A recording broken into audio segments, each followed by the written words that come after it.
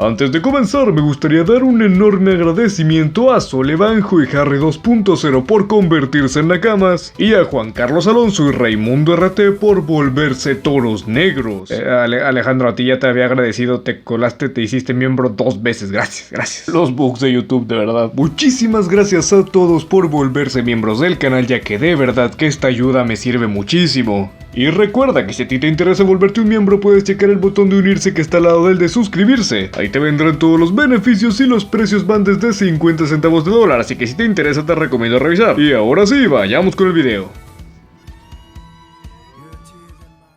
Damas y caballeros, me van a funar. Precisamente por eso quiero hacer un par de aclaraciones para quien empieza a ver el video solamente habiéndose sorprendido por el título. La primera y más obvia es que yo en lo personal no tengo nada en contra de Jujutsu Kaisen. No me parece para nada mal que la gente lo vea, no le tengo ningún odio a su fandom, ni por supuesto mucho menos un odio especial al anime. Esta crítica, si bien es un poco polémica, intenta ser lo más objetiva posible, aunque sin embargo no deja de ser mi opinión personal. Lo segundo es que elegí el título de No es para tanto por algo, y es que esta serie no me parece mala. Simplemente me parece una que en muchos aspectos es mucho más mediocre de lo que la gente la ha pintado por todo este tiempo. Y ya por último aclarar que en este análisis solamente voy a tratar el anime de Jujutsu Kaisen. No me he visto el manga, por lo cual no puedo ver a muchos personajes con perspectiva con cosas que ya nos hayan explicado después. Y por lo que he visto, la mayoría del fandom está bastante de acuerdo en que los mejores arcos todavía no son animados, así que si algún día sacan una segunda temporada y yo veo que es mucho mejor que la primera, seré el primero en decirlo. Normalmente no tendría que hacer estas aclaraciones,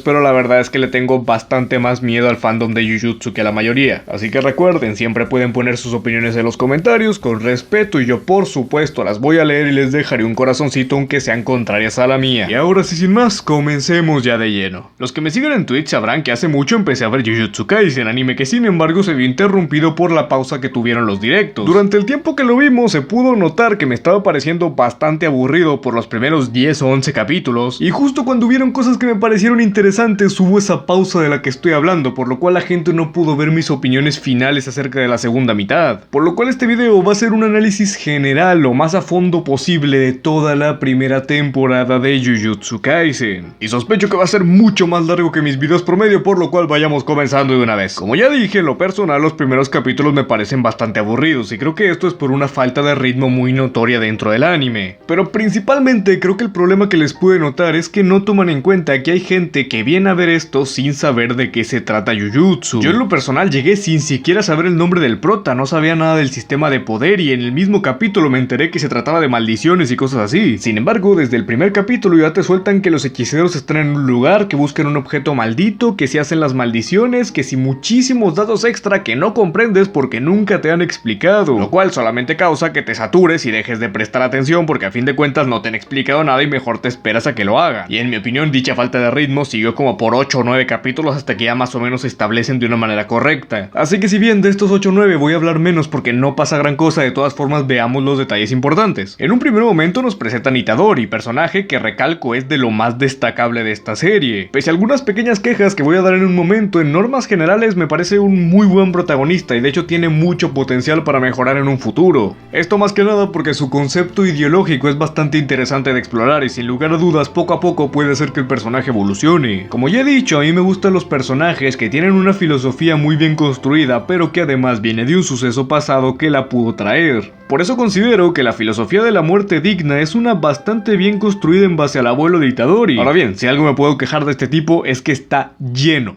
repleto de conveniencias. Empecemos por lo obvio, Itadori se ve involucrado en todo este tema de los hechiceros porque se traga un dedo de su cuna y ahora es su portador. Bueno, pues el solo hecho de tragarse ese dedo tiene una cantidad de conveniencias que asusta. Verán, en la serie te aclaran que es extremadamente difícil poder conseguir un portador que pueda aguantar uno de esos dedos, de hecho te lo dicen muchísimas veces haciéndolo ver como algo hiper raro. Y resulta que el posible portador es justamente el tipo de una escuela en la que estaba escondido uno de los dedos, el cual justamente es encontrado por el equipo que tiene dicho portador, los cuales justamente lo dejan en una situación en la que se quede solo con el dedo, con un villano que justamente le deja solamente la opción de comérselo para ser el portador. Una conveniencia no me molesta, pero las posibilidades de que esta situación se dieran así eran una entre un millón. Y por supuesto, esto nos trae el tema de Sukuna, que creo que es con el que más desconformidad voy a causar, ya que este tipo me parece el personaje más plano y aburrido de todo Jujutsu. Sukuna se puede definir perfectamente como el personaje que es malo y hace cosas malas porque es malo. De nuevo, no me he leído el manga, no sé si luego le dan un trasfondo, nos explican su pasado, su ideología, su filosofía o lo que sea.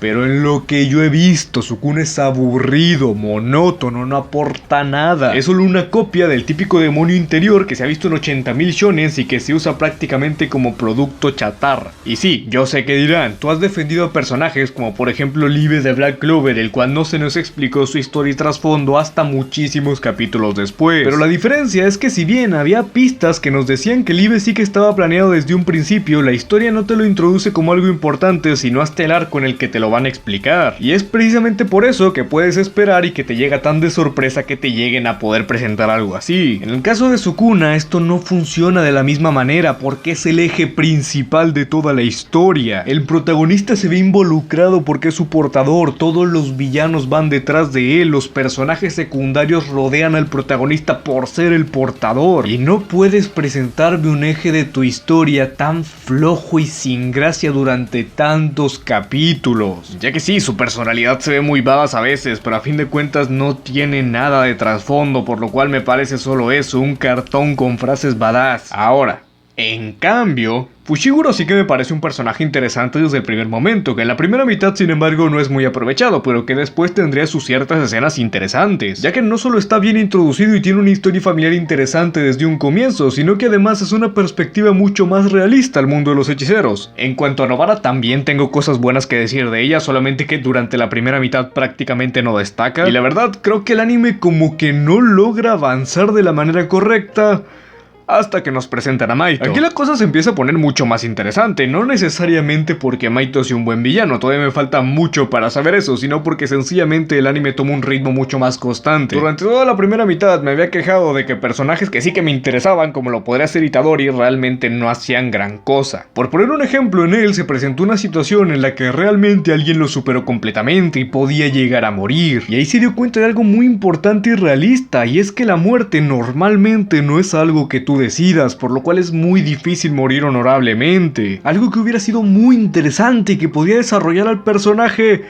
de no ser porque sabíamos que no se iba a morir, porque tenía una protección como la Sukuna, y efectivamente no se murió por Sukuna, creando un peligro prácticamente inexistente porque todo mundo sabía cómo se iba a salvar de ahí, creo que absolutamente nadie lo dudaba. En cambio con Maito por fin empiezan a haber rivalidades interesantes, porque a fin de cuentas creo que eso era lo que necesitaba un villano, ya que si bien la pelea de Gojo fue bastante espectacular porque visualmente ya sabemos que Jujutsu está adaptado magníficamente, el Volcancito Kun no puede ser considerado un villano, así que aquí por fin lidiamos con uno. Aunque aprovecho la mención de la pelea para hablar un poco de Gojo, y es que este personaje la verdad es que le tengo ciertas expectativas. Durante el anime no hace gran cosa y la mayoría de su papel es decir, bueno, estoy roto y voy a hacer cosas de tipo roto para solucionar las situaciones, pero a diferencia de muchos otros personajes, tampoco considero que haya habido ningún error con él y a fin de cuentas todavía tienen mucho espacio libre para desarrollarlo. Además de que he oído muchas cosas buenas sobre él de los que ya se leyeron el manga, así que esperaré a ver. Luego de esto se nos presenta el que en mi opinión, por lo menos en la primera temporada, es uno de los personajes mejor establecidos y más interesantes, Kento, ya que creo que es el comienzo del aspecto que yo considero más destacable y que más puede ayudar a la trama de Jujutsu, y estas son las moralejas basadas en la vida real. En el caso de Kento, viniendo más específicamente del dinero y cómo por él la mayoría de personas pueden llegar a vivir una vida que no los llena para nada, sencillamente porque económicamente sale más rentable hacerlo así.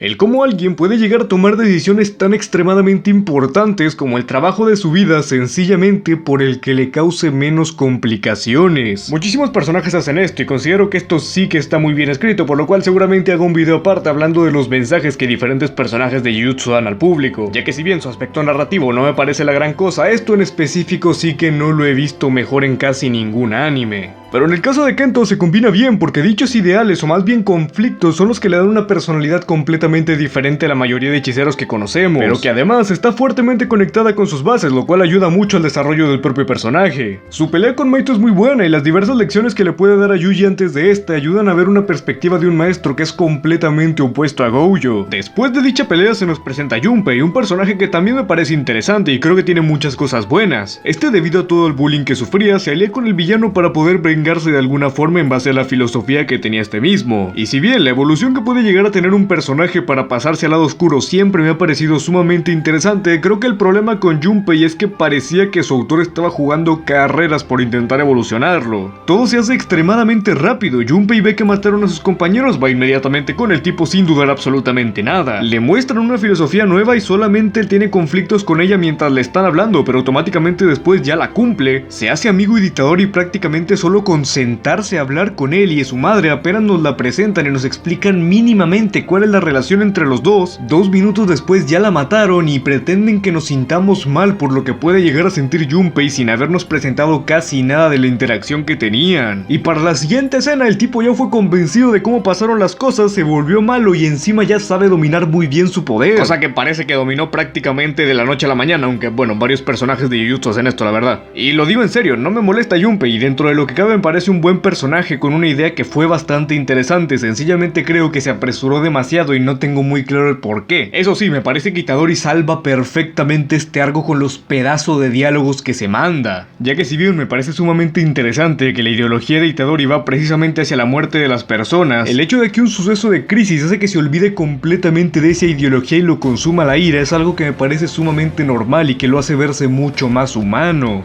ya que todos tenemos un instinto así y prácticamente nadie es tan fuerte para mantener sus valores en una situación como esta. Ahora bien, Itadori es Seiya en esta pelea. A los que son más o menos de mi generación y todavía les tocó ver anime en la tele, ¿recuerdan esas peleas de los Caballeros del Zodiaco? En las que los personajes eran golpeados, dañados, lanzaban ataques súper fuertes, sangraban, pero pasara lo que pasara, seguían de pie y parecía que realmente podían luchar como si nada. Bueno, hagamos un pequeño recuento del daño que sufrió Itadori en esta pelea. El tipo es dañado desde el principio de la misma para poder incrustarle el veneno, aunque dicho veneno no funciona por ser el recipiente de su cuna. Después los propios pinchos de la medusa se vuelven a encajar los dos juntos en el torso de Itadori. Después Mahito le atraviesa las manos con pinchos que claramente salen por encima. Luego todavía le agujerea todo el torso con 3 pinchos que esos sí claramente salieron por la espalda y por mucho. Y todavía llega el Kento y le pregunta: Itadori, ¿estás bien? Y en lugar de decirle: no weón, estoy más agujereado que un queso, ¿no ves? El Itadori va y le responde: estoy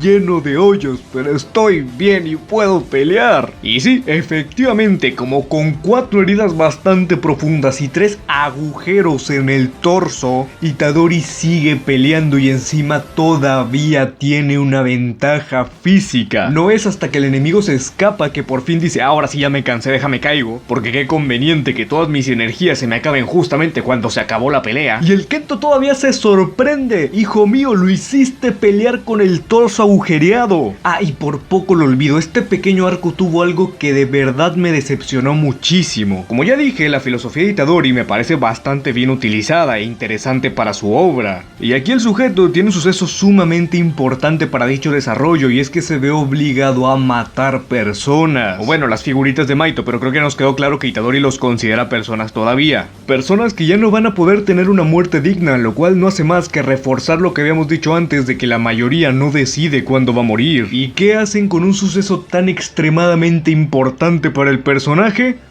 Lo omiten, no te muestran esa reflexión, ni tampoco te enseñan nada del momento en el que los mató. No necesito escenas gráficas, yo no quiero gore porque sí, pero es que te saltaste uno de los momentos más importantes que podría llegar a tener Itadori. Momentos que una serie que de verdad entiende cómo funciona su protagonista nunca se hubiera permitido omitir. Ahora, para los que ya están un poco hartos de cómo voy tratando a Jujutsu hasta este punto, para su suerte, vamos un poco a mejor a partir de aquí, ya que la prueba que tienen me parece un subidón de calidad bastante importante en la serie. Y así como hablé de cosas cosas que me parecieron bastante buenas, como el protagonista o algunos personajes interesantes, también voy a destacar todo lo que hicieron en este arco. Sin embargo, el video se me está alargando muchísimo y justamente voy llegando a la mitad del anime apenas, así que creo que voy a dejarlo para una segunda parte, la cual seguramente sea más positiva, ya que como aclaré desde el principio, me parece que Jujutsu sube bastante desde su segunda mitad. Lo siento si esta crítica enojó a alguien, no va para nada con la intención de ser polémico o precisamente de enojar, pero como todas las series que hemos tratado en el canal, quiero dar una opinión completamente sincera, y si esta va en contra de la que la mayoría tiene, la voy a dar de todas formas. Aunque, eso sí, si tú piensas diferente, por supuesto que me puedes dejar todas tus ideas en los comentarios y como dije, las voy a leer sin ningún problema. De hecho, te invito a hacerlo para que la gente pueda tener una segunda opinión y no se quede solamente con lo que digo yo. Sin nada más que decir, muchísimas gracias a los que se quedaron hasta este punto del video. Y si les gustaría que traiga una segunda parte analizando lo que me falta de Jujutsu, denle un like y comenten Bestofriendo. Tampoco olvides que puedes suscribirte si este video te gustó, además de activar las notificaciones para que YouTube te avise cada vez que subo un video. Sin embargo, a veces se pone rebelde y no te notifica, por lo cual también te recomendaría que me sigas en mi Twitter, donde aviso de absolutamente todas mis novedades. Y ya por último, duerman bien, cómanse sus verduras, tomen mucha agua y nunca dejen de sonreír. Yo soy Bardock y nos vemos en la próxima. ¡Hasta luego! When I popped off, then your girl gave me just a